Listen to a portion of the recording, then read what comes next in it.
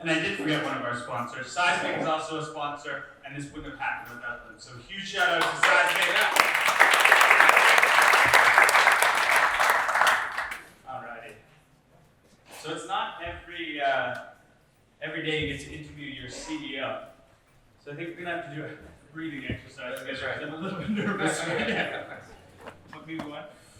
Yeah, take it all in. Right. So what we're going to be dissecting is, a lot of Manny's story, and then this idea of there are unicorn reps out there. And when I say unicorn reps, these are people that consistently hit 200, 250% of quota. They seemingly do it with ease, and they're able to do it at every organization they're part of. So there's something that these people have that the rest of the pack seems to be missing. So we're going to unpack those two things. But before we get there, I'm lucky enough to know some of your story. But can you give us kind of the superhero origin story of Manny Medina? How did you become the CEO of the fourth fastest growing company in North America? There's 4 co-founders to Outreach, and I was the worst developer, so I got to be CEO. What that means, it's funny because CEO is it's a glorious title that makes you feel very important. But when you're really small, that means doing everything else, from making sure that the trash is out to everybody's well fed, and that we're working late into the night, that that they have drinks and whatever they need to get to the evening. I don't come from I'm not a serial entrepreneur. I wasn't born in the U.S. I didn't have a computer when I was 10 and run a video game when I was 12. My first computer I had when I was 19. I went to engineering school because because coding seems like poetry to me. I moved to Seattle to work for Amazon and then eventually went to Microsoft.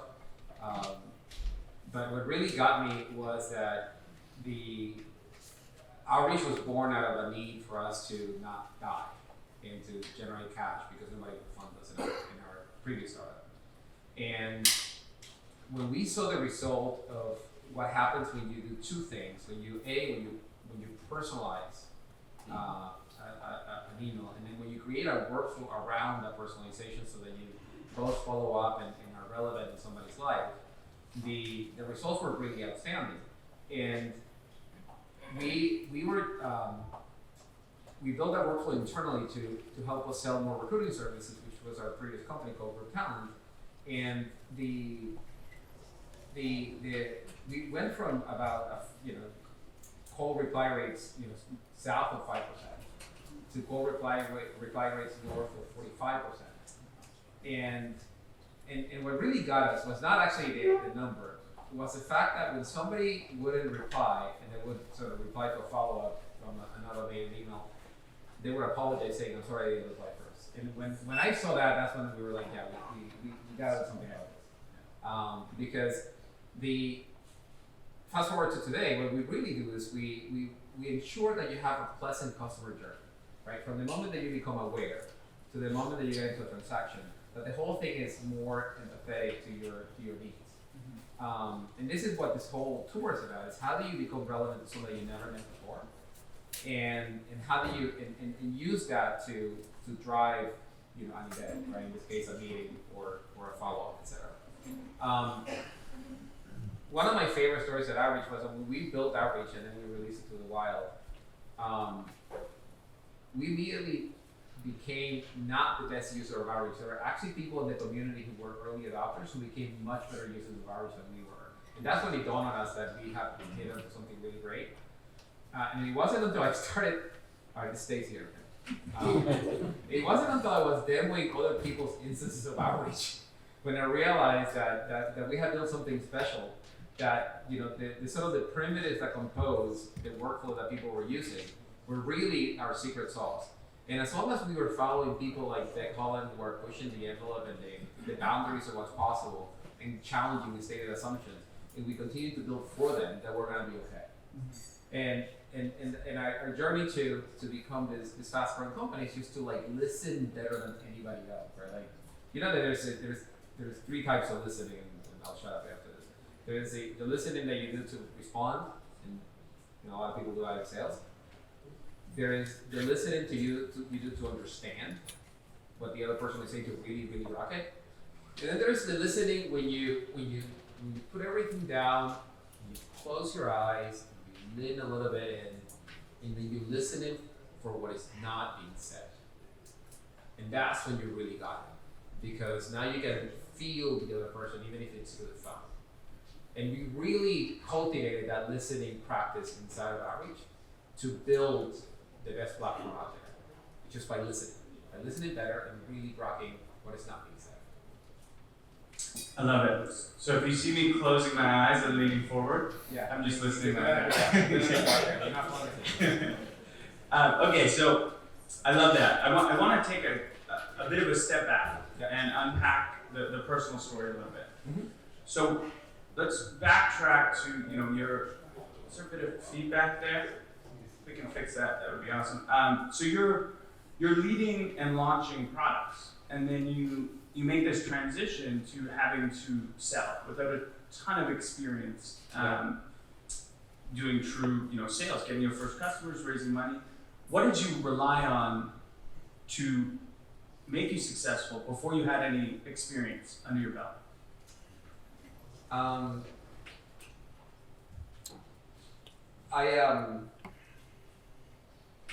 The first thing that I did is, make a lot of mistakes and take a lot of notes from the mistakes that you're making. But I don't know if you know this, but 30% of anybody's outcome is luck, I think. I don't know if it's 30 or more or less, but in our case, there's a lot of luck in our journey. And I was very lucky that one of my first cold calls was to Mark Huffman, who's now our VP of Sales. And he really resonated with the product that we were selling. And at that time, he was working for a company that sold curriculum for public schools. So he had to, I don't know, like Western Pennsylvania and whatever is around Western Pennsylvania as a territory. It's all great countries. But it's a Kentucky. Wyoming, something. And so he had this really vast, long driving hours of territory, which allowed me to have actually very long conversations with him. So not only I sold him, but then as I was selling him and then giving the value prop, we got chatting, and I realized that he knew a lot more about sales than I did. And I was, if you have a lot of humility and willingness to learn, you can quickly realize when there's a gap in learning and sort of like become the recipient of the knowledge. It turns out that I couldn't sell Mark because, first of all, his company was based on an Oracle CRM, and we're not integrated in Oracle CRM. And we knew that wasn't going to go anywhere, but I sort of picked up on the fact that he was really, really good at what he did. And so I asked him to tell me what he read and how he learned about sales. And through that relationship, I eventually mustered the courage to ask him to jump on my calls. And that's when it got really good, because he's not an employee of ours, there's only 5 of us. And I don't have time, I don't have money to pay him, so I could have compensated for it. But he did it out of the goodness of his heart. And once you have somebody listen to your code live and then correct what you did after, there is no faster learning experience as a rep than getting that kind of coaching like in the moment, right? And because we were using Outreach, I was pretty busy, meaning my day was pretty stacked with meetings.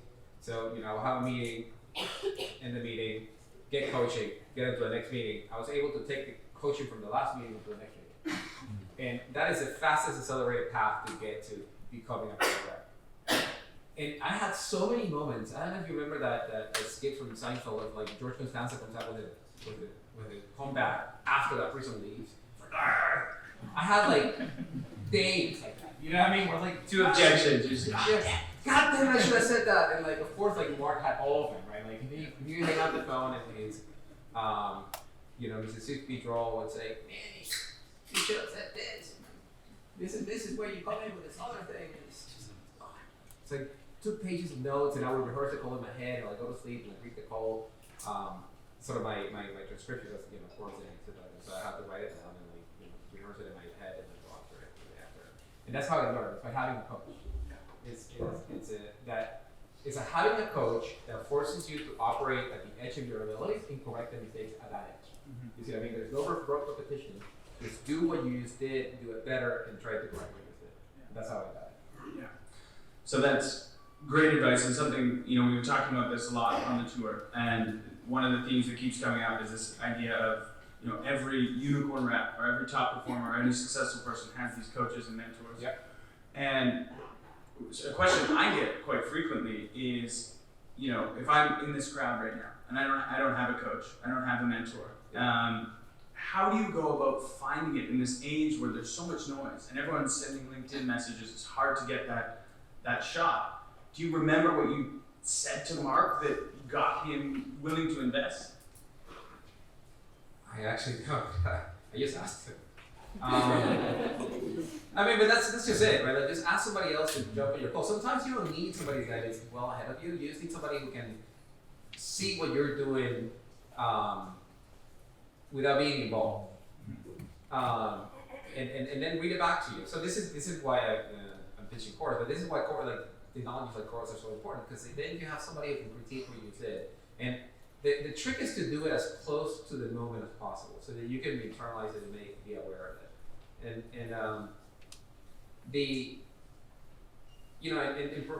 there is this concept in development called pair programming, where two developers come in and sort of write the code, and when one is writing, the other one is reviewing. There's power to that, because both are learning actually. Even the coach is learning from you, and the person who's writing is learning from the coach. So even if you have somebody who is willing to put in the time, like just grab another SDR and agree with them that you're gonna coach each other and you're gonna get better together, and then you can both go and read about things and sort of navigate the world. But it's just more fun when you have somebody else do it with you, and it's more fun when it happens live. Mm-hmm. So just find somebody who's willing to put in the time and do it. Yeah, I think that's a great kind of tactical takeaway. It's almost like an accountability buddy, whether Exactly. it's an SDR or your AE or a manager. Exactly. Have that person that's gonna at least look over your shoulder. And just for the way, like, it may sound weird when you get on a call and you get with a person and said, my colleague Scott is on the call, and introduce him. It goes away pretty quickly. Don't think that that's weird. You can just say, my colleague Scott is here to help us with the difficult spots or whatever. The other person already forgot who Scott is. So it's totally okay to introduce somebody who's not supposed to be in the call, so you can get that.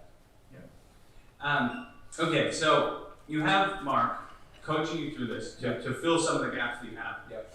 But word on the street is that you basically brought in the first million for outreach yourself. Is this true or false? Close to? It's close to. Close it wasn't the first million. Okay. Yeah. Close to. So that couldn't all been Mark's coaching. What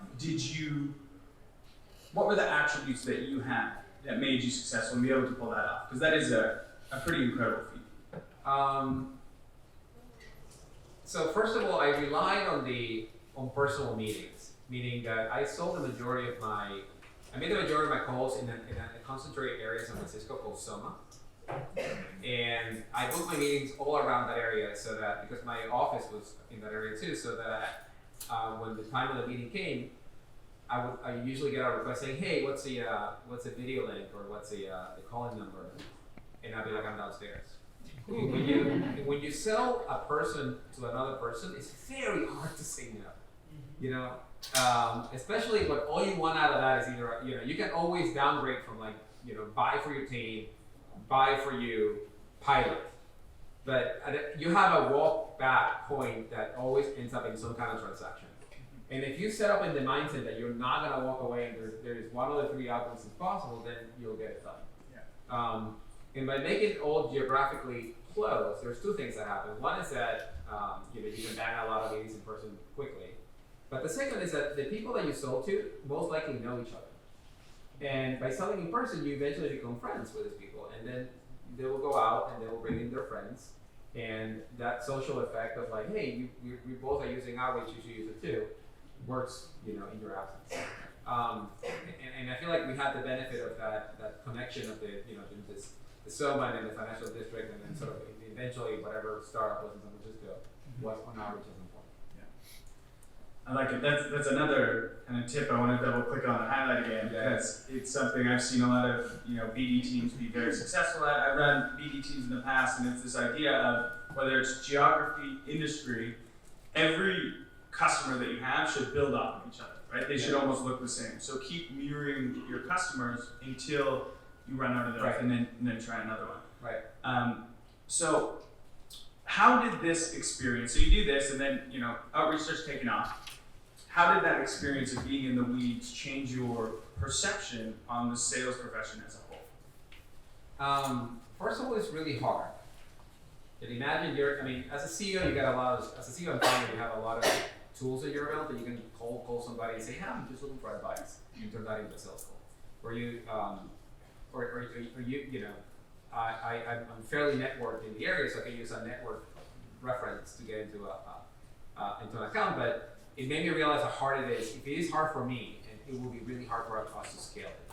So the first thing it gave me was empathy for the role. And how hard it was going to do once we scaled the team from me to 20, for those 20 new people who were working with it. Second of all, it made me very aware that whatever I was doing that was successful had to be scalable. So, and this is one of the things I love about Beck's presentation, is that this is a process presentation.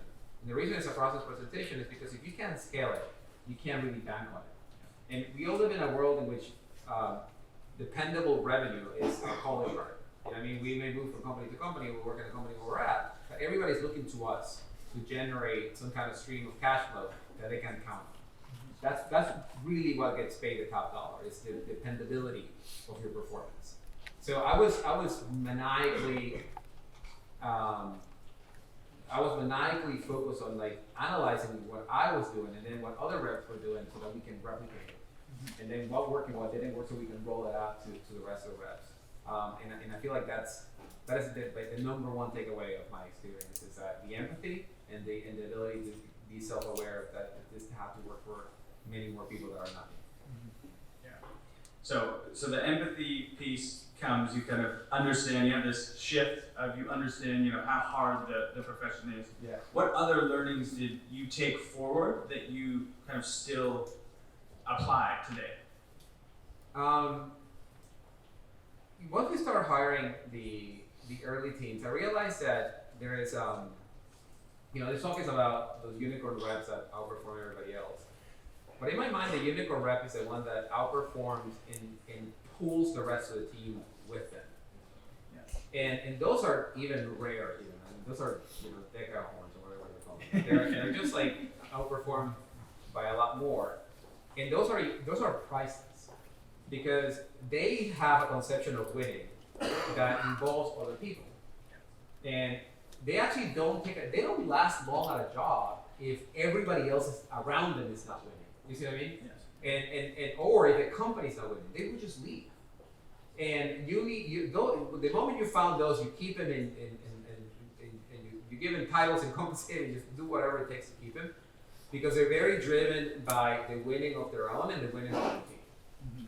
And the first thing that they will do is just they will figure it out what works and what doesn't work, what they keep and what to throw away, and then to prove to themselves that is true, they will go and teach it to everybody around them. We have a couple of those in our organization, like Sam Nelson, that they're just obsessed with everybody else winning with them, because that fulfills them. And then when you have that dynamic, then you can scale that to a company. And that's a secret that we learned as we grew, is that those are the very special reps that then develop winning teams, and the winning teams learn from that special rep and then develop additional winning teams, and so on and so forth. Right. It's not this lone wolf that's over there smashing it. It's the one who's bringing everyone else up. So outreach, we're lucky to have many unicorns. So you mentioned a few, Sam Nelson, Marley Javai, many come to mind.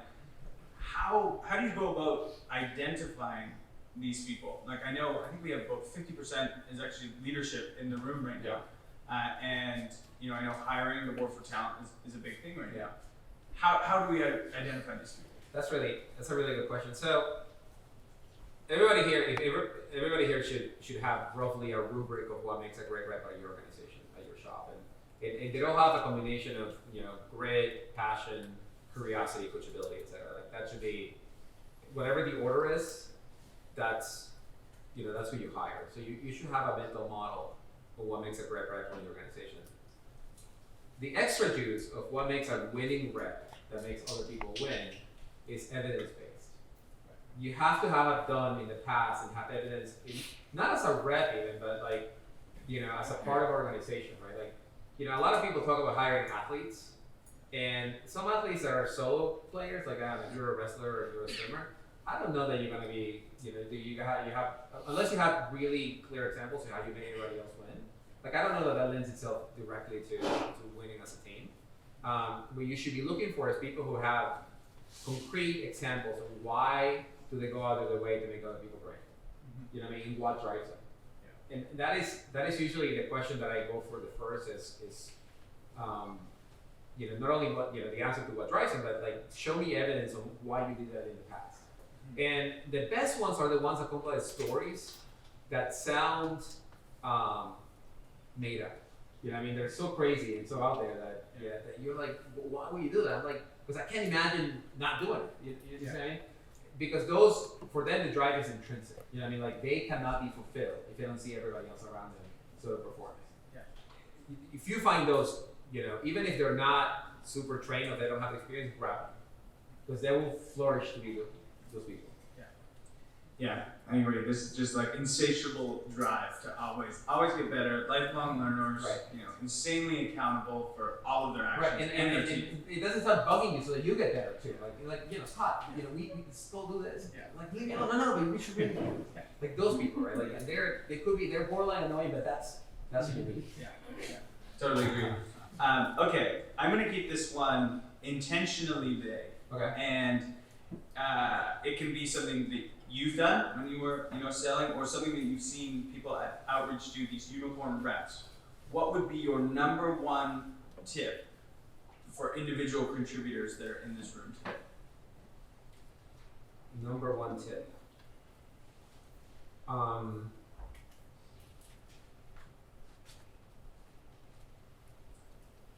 So there's this concept that I learned that I use a lot about being a student of the game. And a student of the game meaning defining what your game is, right? Your game may be, you're really good with the personalization, or you're really good on the phone, or you're really good at connecting, or you're really good at whatever. There's two schools of thought, and you grow by covering your shortcomings, and then you grow by banking on the things that you're good at. I'm a big fan of grow by banking on the things that you're really good at, and understand and change the game to your game. So be a student of your game with your game and change the game that it plays to your advantage. Mm-hmm. So if, Riley is incredible in the first call, and that's his game, right? He was able to take any situation and turn it into exactly the funnel that he needs that he needs that team or that person to walk down so that he gets into his sales space where he can actually add value. Mm-hmm. Jander is really good at the mutual action plan. He's a process guy. I'm talking about our reps, by the way. Ryan Jander? What's that? Ryan Jander? Yeah, Ryan Jander. Shout out Ryan, he's awesome.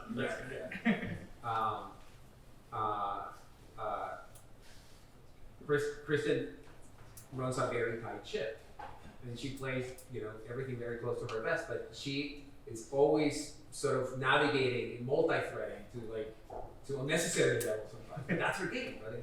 She CC'd on another email? Yeah, but that's her game, right? Like so every person would closer to the mouth. Yeah. Every person has a particular game that they play. Just make that game good, make that game better, hone in that game. Don't play somebody else's game, play your game and win on your terms. I love that. So double down on your strengths. That's what I'm hearing. And it's interesting. So we do Q&As at the end of this, and we get a lot of people coming up and they're like, hey, I've been doing videos and it's been working really well for me. Should I still do videos? Yeah, you should. You're killing it. Right? Like double down. And people, I think, almost have this tendency to second guess themselves and try new things. It's not going to work forever, but I agree. Double downing on it. Is super important. But that's it. Like don't tie. And this is to the conversation we were having before. Don't tie your sense of worth to what you do. Tie your sense of worth to the outcomes that you get. And if you have to tweak your game to get better at what you do, then do it. But don't say I'm the video guy. And once video stops working, then I'm still the video guy and I just don't produce.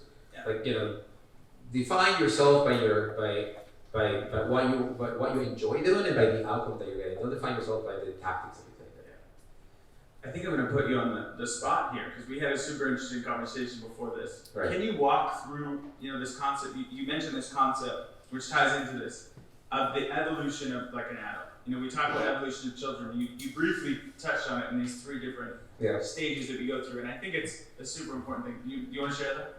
Sure. I as a founder,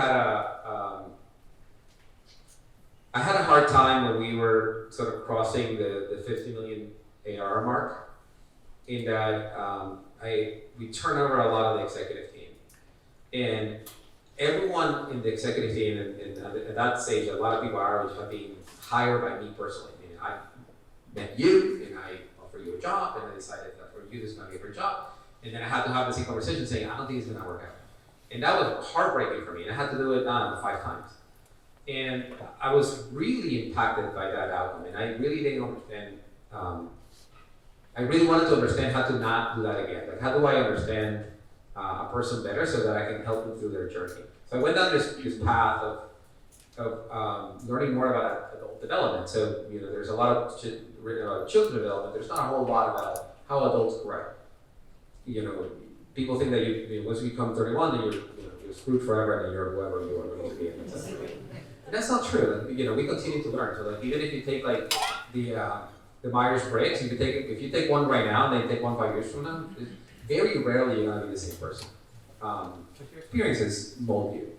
So the short of the conversation was that then I realized that there's stages in adult development in which the stage 1 is one in which you associate your self-worth to what people think of you. So that's what happens when you sort of come from being a teenager into adulthood.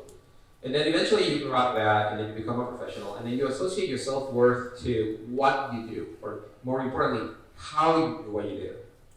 And if you stay in that stage for too long, then it becomes really hard to change tactics. So, for instance, if you are, again, like I'm a cold caller, you see this in LinkedIn a lot, like cold calling is dead, or cold calling is not dead, or like you gotta make as many dollars, and not make as many dollars. That's a very limited thinking, right? Like, I'm sure there's other ways to communicate outside of the phone, but people define themselves by their ability to call or not call. And if you stay in that rut, it will be really hard for you to adopt new technology, to see out there forever. So the next stage, and the one that is what a lot of people in this room are, is the one in which how you do things is a toolbox for you, and you get to pick it. You get to pick the toolbox depending on the situation, and you mold yourself based on who you're in front of, so that you can get the most out of that interaction. So the how for you is just one of the many things you can do, and you're always hungry to learn more about that. And that is, in my mind, the key to success in any job, is to be able to disassociate yourself with your how and just continuously learn new hows and bring that into what works and what doesn't work. I love it. Continuously learn new hows. That's perfect. All right. So 2 more questions. Yep. Second one, the first one, is going to be similar to the last one. You're very vague for the leaders in this room. There's a lot. What is your sage words of wisdom for the leaders in this room? The sage words of wisdom.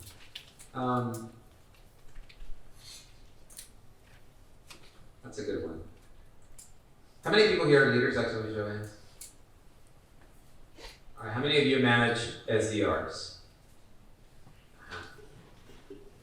How many of you manage AEs? A handful. Okay. How many of you have been managers for more than 5 years? Okay, and the other assumes less than 5 years since this is a binary. So, being a manager, as you grow as a manager, you will start hiring people who are better than you, and that's sort of your job. You're gonna take some early stage people that are in career, you're gonna coach them up, but your job is to either continuously hire better or to make people better than you are, so that you can release it to the next thing. But be very clear that that's your job.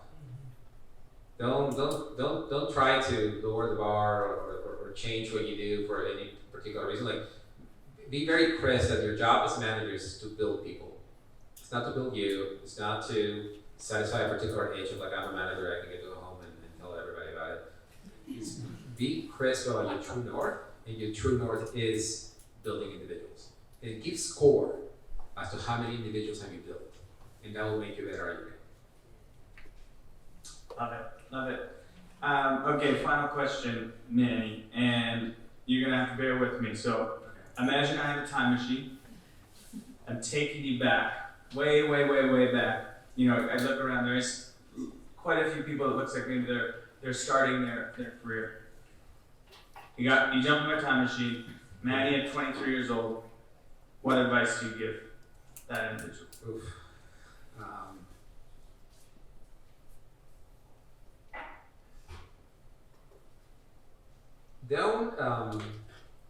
This is advice I would give to myself. Like, don't plan your career as a setup for the next thing.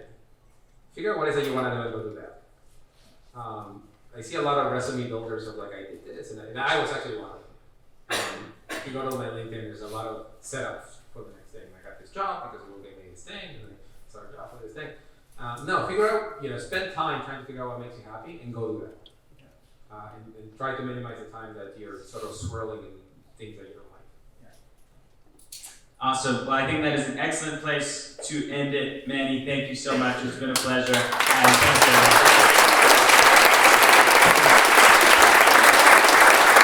All right, we're going to take a quick 10-minute after break, and then we got